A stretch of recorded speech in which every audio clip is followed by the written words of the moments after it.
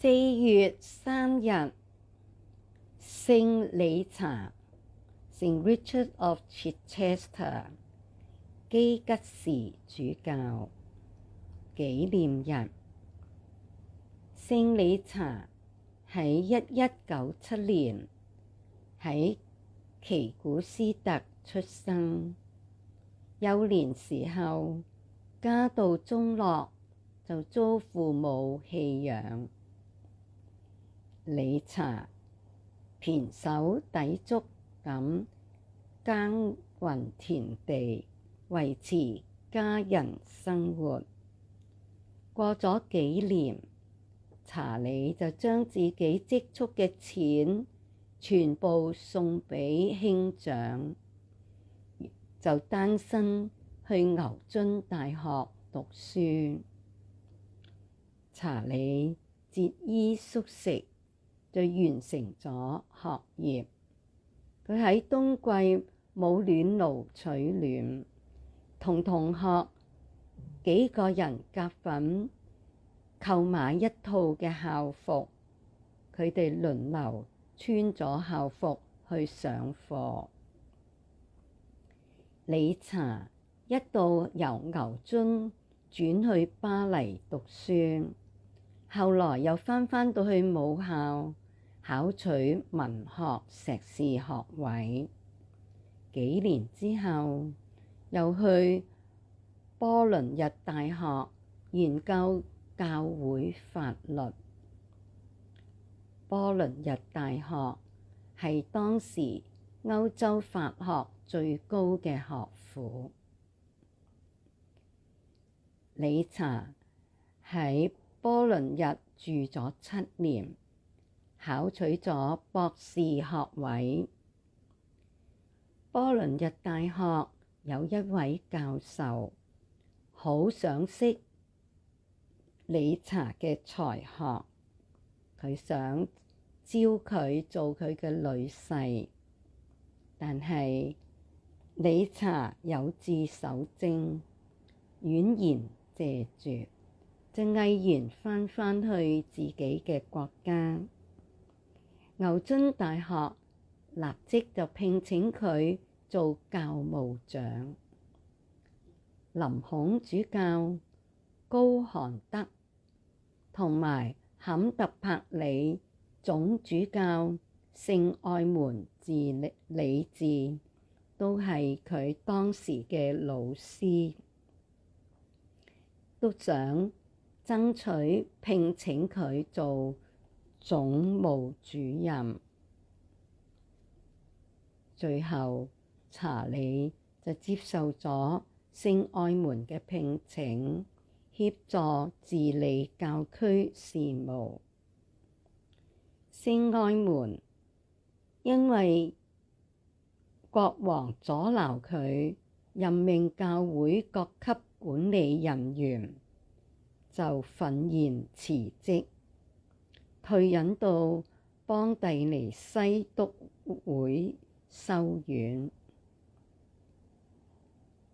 理查亦都提出辭職，跟隨愛門去邦第尼。愛門逝世之後，理查就去法國奧朗多明我會學校執教。喺1243年，佢領受鐸品。好似佢咁樣嘅傑出嘅人才，當然係唔可能長期呢係休閒嘅。冇幾耐，坎特柏里新總主教波尼法爵就聘任佢做總務主任。喺1244年，吉里什主教出缺，國王就亨利3世就推薦巴色佛繼任，但係波尼法爵堅持反對，堅持理查係基吉嘅主教。於是國王大怒，唔准理查接管教區財產。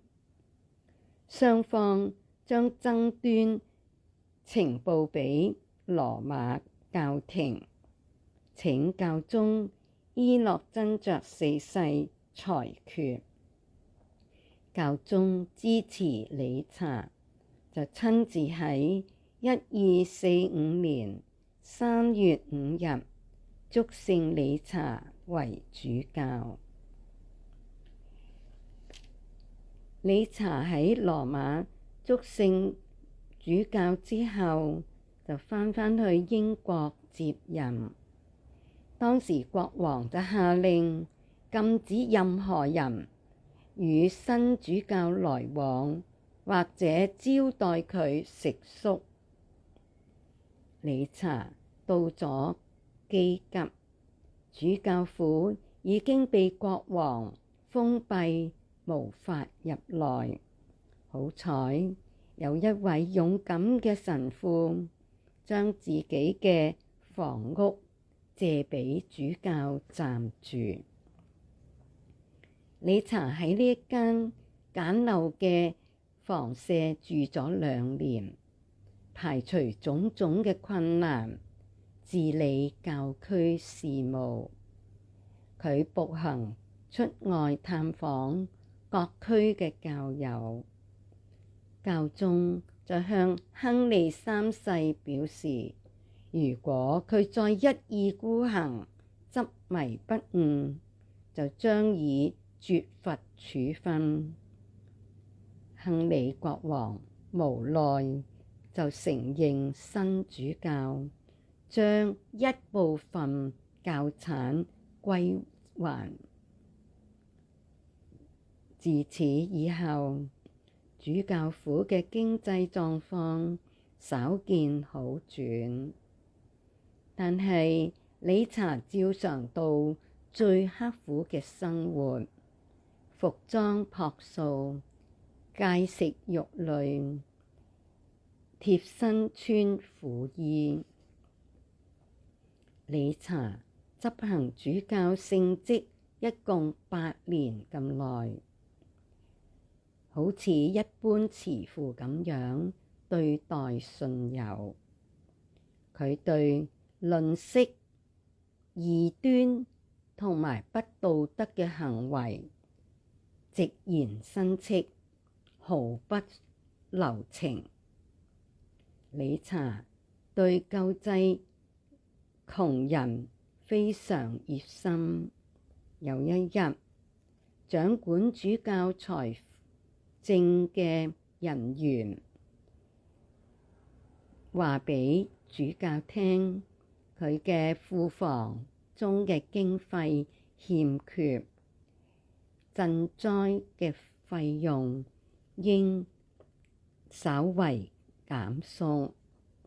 但係主教毫不遲疑咁話，將金銀餐具都賣咗佢，將我騎嘅嗰匹馬都賣咗佢，賣得嘅錢全部捐俾窮人。理查公務繁忙，經常去各處講道勸人。